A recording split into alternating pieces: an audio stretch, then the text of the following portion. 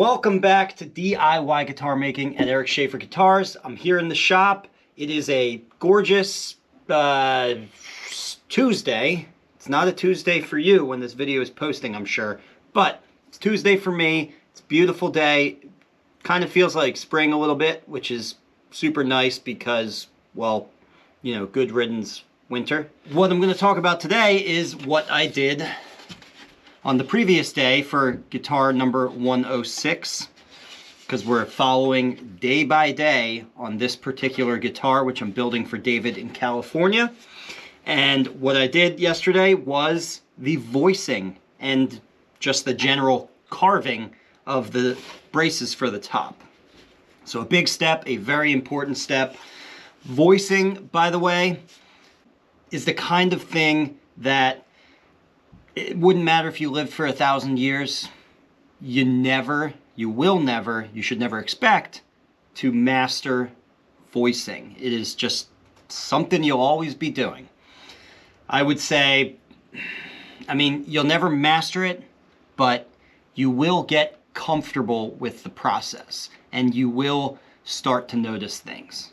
And that's basically all you can expect out of voicing. In fact, I would say for your first, let's just say 15 guitars, I think 15 is a good sort of average number for this.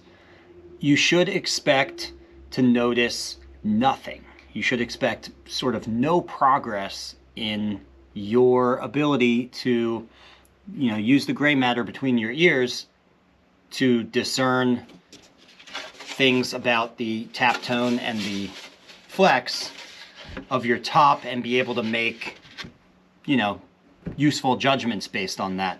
And then after about that 15th guitar, suddenly you'll have this moment where you'll just notice one little kernel of a thing that actually worked.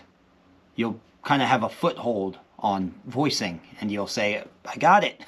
I heard something or I made a judgment and I ran that hypothesis, I tested my hypothesis throughout a whole guitar build and I was right. And, I got more bass response or whatever you were going for. That's going to happen at about your 15th guitar. I'm not saying you're going to, obviously that's not when you master it, you never do. That's when you get on the roadmap, okay? That's when you first step out into a little bit of understanding. It's funny, as I'm talking about this, I'm thinking about the fact that I am actually currently experiencing a similar process of understanding, a process that begins with no progress for a long time and then suddenly you just get a little pinprick of light at the end of the tunnel. And that is because I have started ear training, which is, you might think, well, isn't this ear training? Isn't that what we were just talking about? No, that's not what I mean. This is a different kind of listening when you're tapping. This is great tap tone, by the way. I can't use, if you're a musician who is ear trained, able to discern musical intervals, that's not really helpful here. I'm not listening for what pitch that is. I'm not trying to decipher that pitch and say, okay, this is, if we call that our root note, then, that's going to be a fifth, a perfect fifth or a perfect fourth apart or anything. It's not about intervals for this kind of stuff. So, it has been a sort of lifelong dream of mine that I never really got started with, to actually learn how to be a proper musician. I've been a guitar player my whole life, but I was never ear trained until recently I started doing it. And for literally months, I was using this app to, what is the app? I might as well say what it is because it's pretty cool. It is, I think it's called the Ear Gym. Yeah, the Ear Gym. So a lot of you guys are musicians too, so this might be very interesting to you.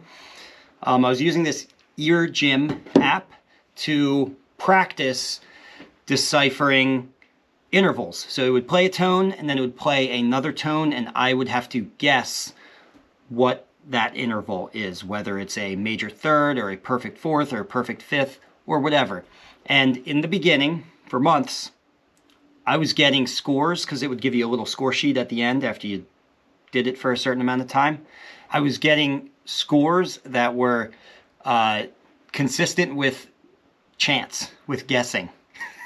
So when I would get my score sheet at the end, I would go, oh, okay, I got a couple right, I got most wrong, and if you look at those numbers, you realize, oh, the ones I got right, I was just guessing. So I guessed through this process for months, and then one day, I wasn't using the app, I remember I was just listening to music, and I was like, oh, that's a fifth. I hear it. There was a change, a chord change. I was like, that's a fifth right there. I recognize it. And from that point on, by those scores, then I started getting a slightly better than 50%, slightly better than chance guess rate. And that slowly increased from there. And from talking to other people who are, well ear trained, they have echoed the same sort of sentiment that it's kind of like it's not something that you ever become this absolute master of, where you can just, pluck an answer out of thin air on the spot, right? Just play you two tones and you always know what it is. It's just kind of something you always work at. And if you keep working at it, you'll keep getting slightly better, but you'll never get there. But anyway, that's my best advice. Just get started with it. Expect nothing from the process at first for that first 15 guitars, because if you expect nothing, you won't get frustrated by it. You won't quit. You won't say, this is stupid. Why am I doing this? You're just going to do it. Nothing's going to happen until suddenly something happens. Okay? About 15 guitars in. What I'm talking about, by the way, is flexing. Everybody does this different, I should mention. Everybody. Every guitar builder has different things that they're doing in order to sense the top. Here's what I do. In a nutshell, there's a lot of weird little details here, but I'm trying to keep this brief. Flex the X brace arms. Okay.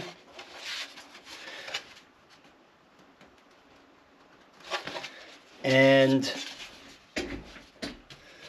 hold it. And it's good to actually hold it at a variety of different nodes. It actually gives you a better idea of overall what the top, how resonant the top is if you move my left hand around, the hand that's not the tapping hand, but the hand that's simply gripping it. Okay? That's what I mean by holding it at different nodes. I remember when I first started doing this, I thought that you had to hold it at one spot every time, the exact same spot. And maybe some people have a process that involves that.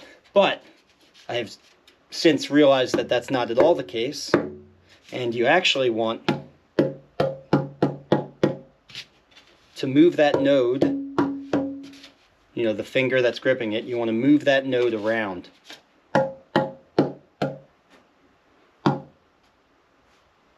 Yeah, that sounds great. It really does.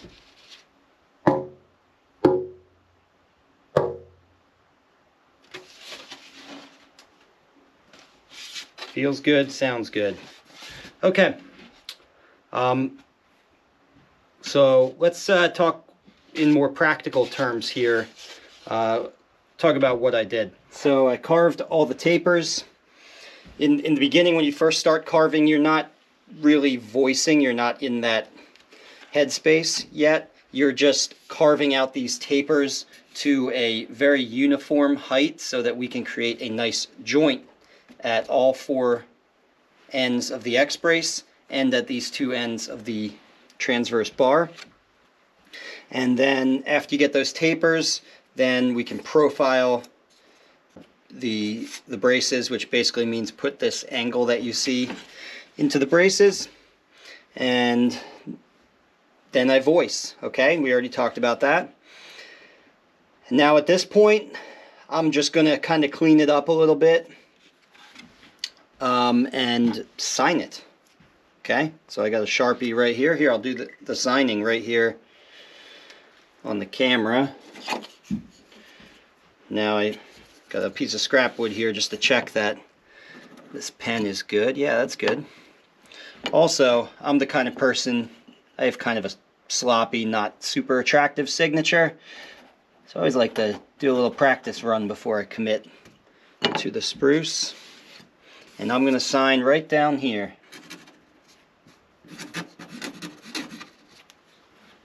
There it is. Okay, and there will also be a label that I'm going to make for the back plate, which will also have my signature and some other information, like the fact that this is guitar number 106.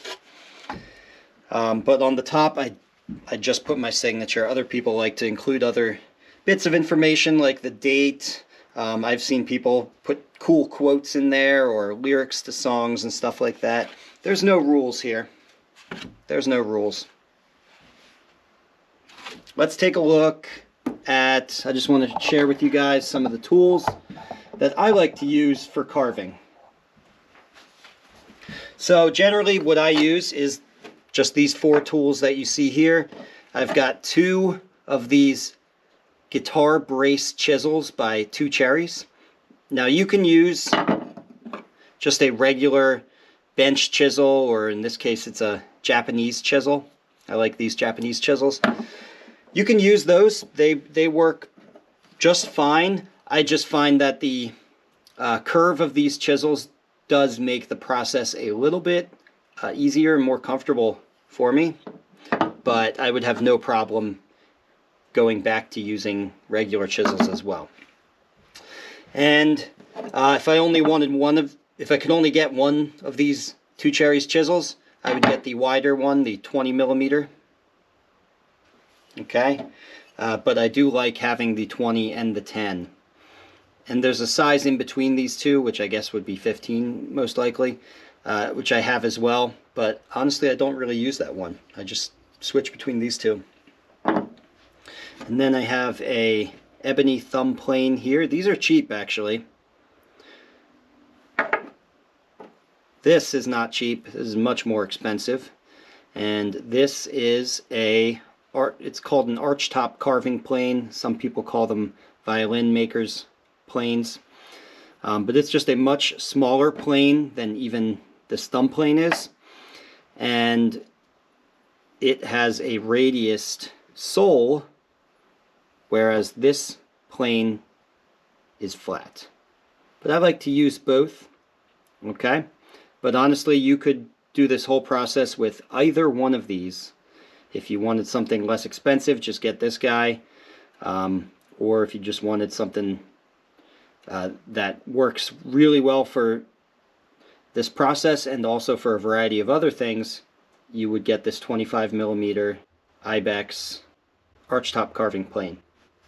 Okay, but with that said, honestly, I could also do this whole thing, if I had to, with just one chisel. Okay, it's a simple process. You don't need a lot of tools to do this.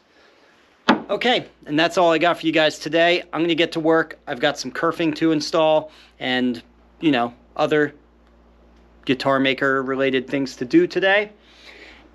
I just want to remind you guys that there are still 2 spots available in the spring workshops in one of the April classes. So if you're interested in that, just visit ericschaferguitars.com and register today.